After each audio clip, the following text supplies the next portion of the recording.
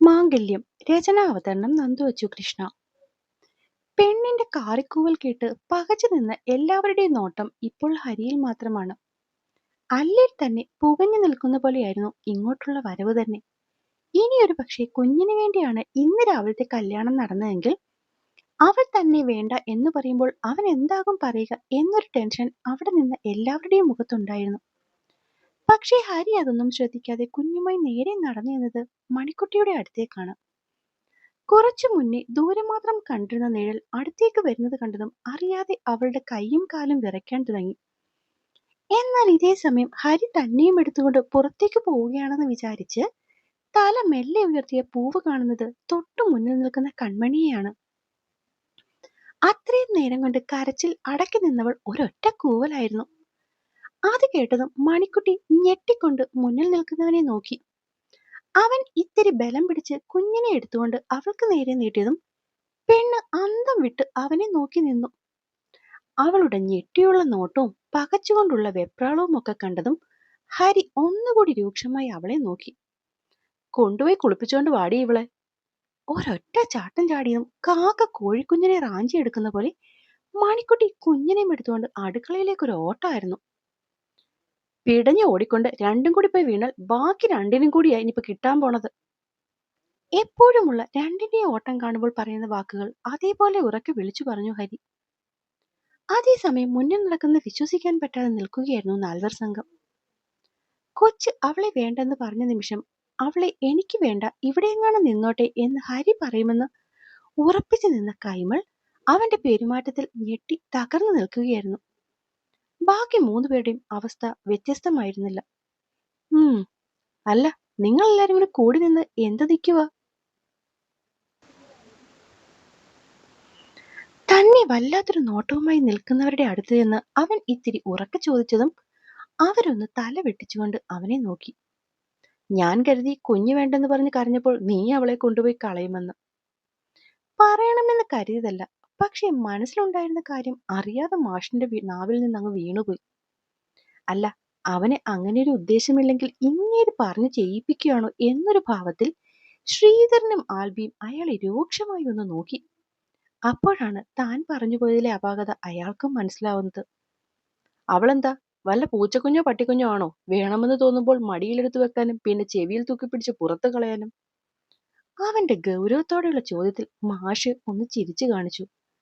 അല്ലടാ, ഞാൻ വെറുതെ. അച്ഛൻ കൂടുതൽ വെറുതെ ഒന്നും ആലോചിക്കുകയും പറയുകയും വേണ്ട. അപ്പോൾ ഇത്ര പെട്ടെന്ന് അവൻ മനസ്സുകൊണ്ട് അവളെ അംഗീകരിച്ചു എന്നൊരു സന്തോഷം മാഷിന്റെ ഉള്ളിൽ നിന്നും പുറത്തു വന്നു. അത് മുഖത്ത് പ്രകടമായി തെളിഞ്ഞതും ഹരി രൂക്ഷമായി മാഷിനെ ഒന്ന് നോക്കി. അതെ, കൂടുതൽ സന്തോഷിക്കുകയൊന്നും വേണ്ട. ഇപ്പോഴും എന്റെ തീരുമാനത്തിന് മാറ്റമൊന്നുമില്ല. അവൾ പഠിച്ച് ജോലി നേടും വരെ ഒരു ഷെൽട്ടർ, അതായിരിക്കും നമ്മുടെ വീട്. അതിനുമപ്പുറം ഒന്നും അച്ഛൻ മനക്കോട്ട കെട്ടി കാണണ്ട. ചാടിക്കടിച്ച പോലെയുള്ള അവന്റെ മറുപടിയിൽ എല്ലാവരുടെയും മുഖം മങ്ങി. അങ്ങനെ നീ ഇപ്പൊ കൂടുതൽ കഷ്ടപ്പെട്ട് സഹിക്കണ്ട, എടുത്തടിച്ച പോലെ ആൽബി പറഞ്ഞതും ഹരി അവനെ നോക്കി. അങ്ങനെ സഹിക്കണ്ടെങ്കിൽ നിനക്ക് ഒരുപാട് മടമൊക്കെ അറിയാമല്ലോ, അവളെ അങ്ങോട്ട് മാറ്റിക്കോടാ. ആദ്യം കേട്ടതും ആൽബി പല്ലി ഞെരിച്ചുകൊണ്ട് അവനെ ഒന്ന് നോക്കി. സമയവും സാഹചര്യവും ഒക്കെ നിനക്ക് അനുകൂലമായി പോയി, അല്ലെങ്കിൽ ഞാനിതിന് മറുപടി പറഞ്ഞേനെ. അവനെ ഒന്ന് ദഹിപ്പിച്ചു നോക്കിക്കൊണ്ട് ചവിട്ടിക്കുലുക്കി ആൽബി പുറത്തേക്കിറങ്ങി. അവനോട് എന്തോ പറയാൻ വേണ്ടി തുനിഞ്ഞ സീത പോലും അവൻ ആൽബിക്ക് കൊടുത്ത മറുപടിയിൽ പറയാൻ വന്നത് അപ്പാടെ വിഴുങ്ങി.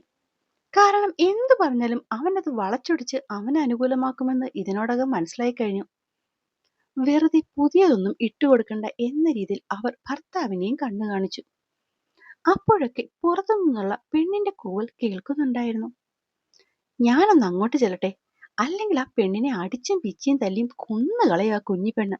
ഉഫ്, ഇത്രയും കുളിക്കാൻ മടിയുള്ളൊരു കൊച്ച്. ചിരിയോടെ എല്ലാവരെയും നോക്കി സീത തിരിഞ്ഞു. സീതമ്മ ഇപ്പൊ അങ്ങോട്ട് പോണ്ട. അടുക്കളയിലേക്ക് പോകാൻ തുടങ്ങിയ സീതയെ പെട്ടെന്നാണ് ഹരി പിടിച്ചു നിർത്തിയത്. അതെന്താ മോനെ? അവരുടെ അതേ സംശയമായിരുന്നു ബാക്കി നിന്ന രണ്ടുപേർക്കും. അതോ, അത് കണ്ണും കണ്ണിന്റെ പൊന്നും തമ്മിൽ തീർത്തോളും. എന്തൊക്കെയായിരുന്നു രാവിലത്തെ ബഹളം. കണ്ണുവിനെ കല്യാണം കഴിച്ചെന്ന് പറഞ്ഞ് അത്രയും ആൾക്കാരുടെ മുന്നിൽ എന്നെ പെടുത്തിയതല്ലേ ആ കുഞ്ഞു സാധനം. അപ്പൊ പിന്നെ കുറച്ചു നേരം അവളും പെടട്ടെ. ഒപ്പം അവൾ എന്ത് കുരുത്തക്കേട് കാണിച്ചാലും അതിനൊക്കെ ഒപ്പം വെക്കുന്ന അവളുടെ കണ്ണും. വാശിയോടെ അടുക്കള വാതിലിലേക്ക് നോക്കി പറയുന്നവനെ കേട്ട് ശരിക്കും പറഞ്ഞാൽ മുന്നിൽ നിന്ന് 3 പേരും ഒരുപോലെ ഞെട്ടിപ്പോയിരുന്നു. കണ്ണും കണ്ണിന്റെ ഒരു പൊന്നും. ലോകത്തെങ്ങും കാണത്തില്ല ഇതുപോലെ രണ്ടെണ്ണം. പിറുപിറുത്തുകൊണ്ട് ചവിട്ടിത്തുള്ളി ഇറങ്ങിപ്പോകുന്നതിനെ നോക്കി അവരെ 3 പേരും അന്തം വിട്ടു. ഇവൻ ശരിക്കും സ്കൂൾ മാഷ് തന്നെ അല്ലേടോ കൈമളെ. എത്രയൊക്കെ ആയിട്ടും ശ്രീധരൻ അത് ചോദിക്കാതിരിക്കാനായില്ല.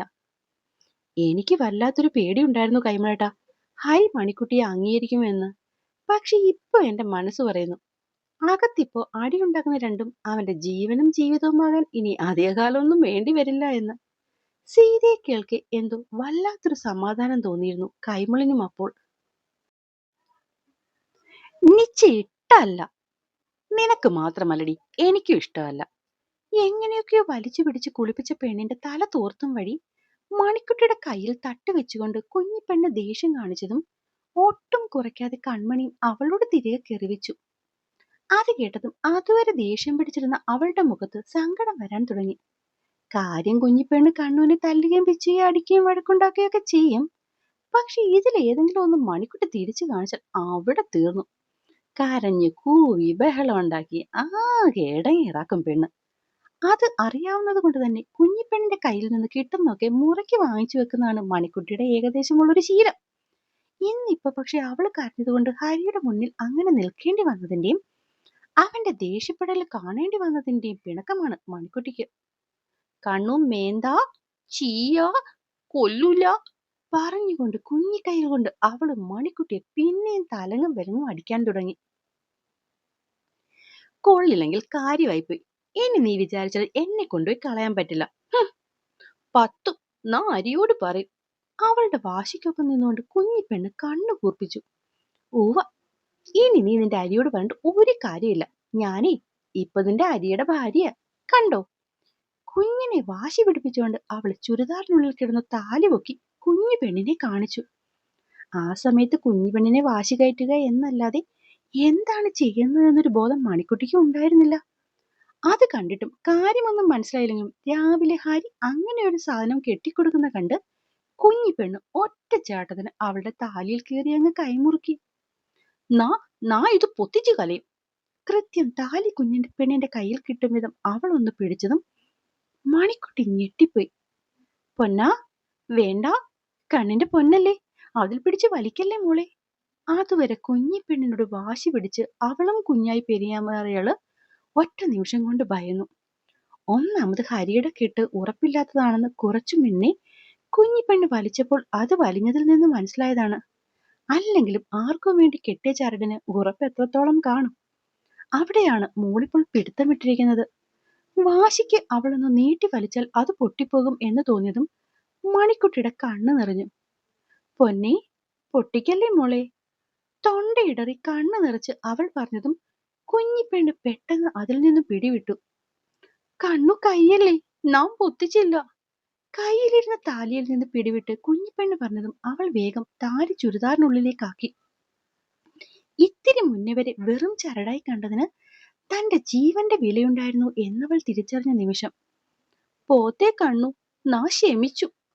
ഒക്കത്തെടുത്തിരുത്തതും കുഞ്ഞിപ്പെണ്ണ് അവളുടെ കണ്ണു തുടച്ചുകൊണ്ട് വലിയ കാര്യത്തിൽ പറഞ്ഞു.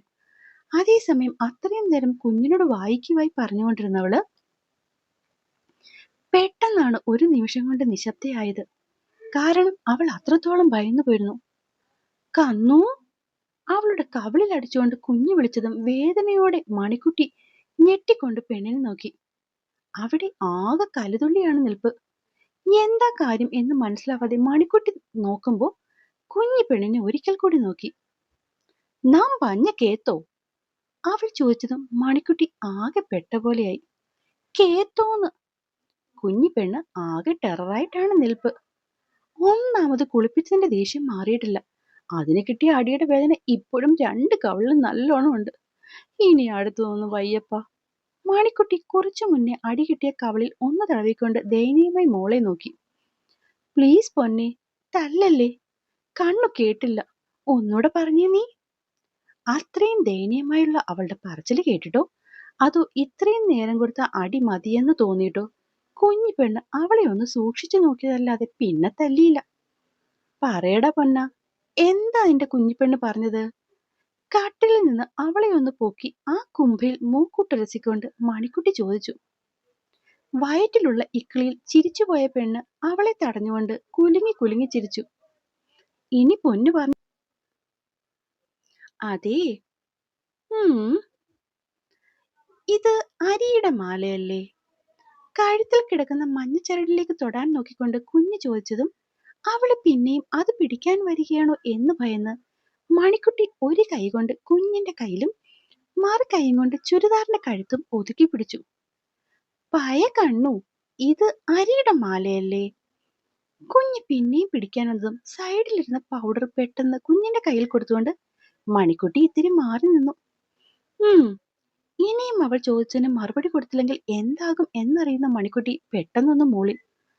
ഞാനത് പൊത്തിച്ച കണ്ണുവിന് ബെസമം വരുമോ? മണിക്കുട്ടിയുടെ കണ്ണിൽ നോക്കിയാണ് ചോദ്യം. അത് കേൾക്കുമ്പോഴേ അറിയാം അവളെന്തോ മനസ്സിൽ കരുതിയിട്ടുണ്ടെന്ന്. അതറിഞ്ഞു വെച്ചുകൊണ്ട് തന്നെ മണിക്കുട്ടി ഒന്ന് മൂളി. നാണപ്പോ അത് പൊത്തിച്ചില്ല. പക്ഷേ മണിക്കുട്ടിയുടെ കണ്ണുകളൊന്ന് കൂർത്തു. കണ്ണു നീ എന്നെ കുപ്പിച്ചെല്ലും. കുപ്പിച്ചാ നാം പൊത്തിക്കും. താൻ ഇനി അവളെ കുളിപ്പിച്ചാൽ തന്റെ താലി പൊട്ടിക്കും എന്ന് പറഞ്ഞ് ഭീഷണിപ്പെടുത്തുന്നവളെ കണ്ണ് ചിമ്മാതെ നോക്കി നിന്നുപോയി മണിക്കുട്ടി. അപ്പോൾ എന്നെ കേൾക്കുകയും വായിക്കുകയും ചെയ്യുന്ന എൻ്റെ കൂട്ടുകാർക്ക് കഥ ഇഷ്ടമാവുന്നുണ്ടെങ്കിൽ സബ്സ്ക്രൈബ് ചെയ്ത് സപ്പോർട്ട് ചെയ്യാൻ മറക്കല്ലേ. ഈ സ്റ്റോറി ഇടയ്ക്ക് ലേറ്റ് ആവുന്ന എന്താണെന്ന് വെച്ചാൽ ഇത് ഞാനിപ്പോൾ എഴുതിക്കൊണ്ടിരിക്കുന്ന സ്റ്റോറിയാണ്. അതുകൊണ്ട് തന്നെ പാർട്സ് ഭയങ്കര കുറവാണ് ഇനി പറയാനുള്ളതായിട്ട്. അപ്പോൾ എഴുതി ചേർത്താൽ മാത്രമേ എനിക്കിത് പറയാൻ കഴിയാറുള്ളൂ. അതുകൊണ്ടാട്ടോ കുറച്ചൊന്ന് ലേറ്റ് ആവണത്. ഇനി കഴിവതും മുടങ്ങാതെ ഞാൻ നോക്കാം. അപ്പോൾ എല്ലാവരോടും നന്ദി.